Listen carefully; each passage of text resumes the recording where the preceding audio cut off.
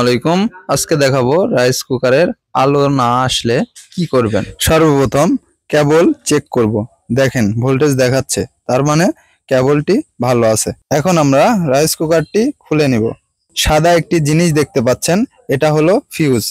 এখন আমরা মাল্টিমিটার দিয়ে চেক করব ফিউজটি ভালো আছে কিনা।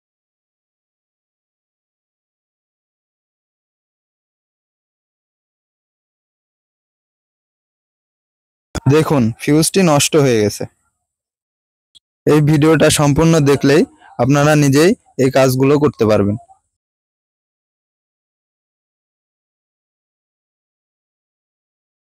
এখন আমরা ফিউজটি খুলে নিব।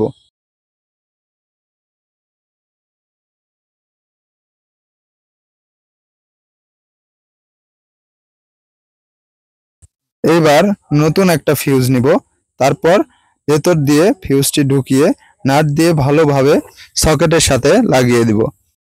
ভিডিওটি ভালো লাগলে একটি লাইক দিবেন এবং চ্যানেলে নতুন হয়ে থাকলে চ্যানেলটি সাবস্ক্রাইব করবেন।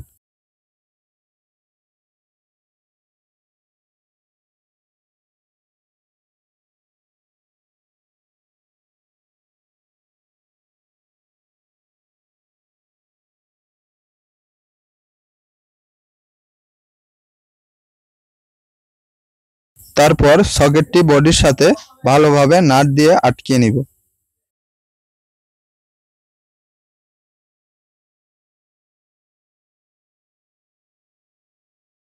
এরপর রাইস কুকারের তলের অংশ নাট দিয়ে ভালোভাবে লাগিয়ে দিব। এখন আমরা চেক করব ঠিক হলো কিনা। দেখুন আলো জ্বলছে।